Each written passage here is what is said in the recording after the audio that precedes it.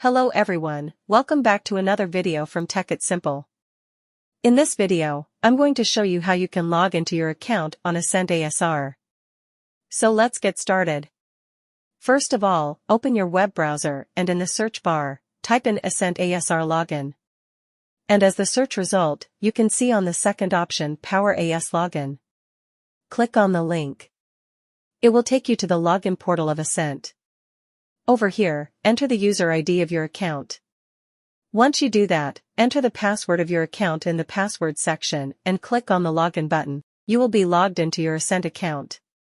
And in case if you guys forgot your password, you can click here, Forgot Your Password, to reset it. Also, if you want to create a new account on AscentHR, you can click here, New Registration. So, that's how you guys can log into your AscentHR account. This much for this video. If you find our video helpful, please leave a like. And please do not forget to subscribe to our YouTube channel and also hit the bell icon for latest videos and drop a comment for reviews and more content like this. I will see you guys again in our next video. Thank you for watching.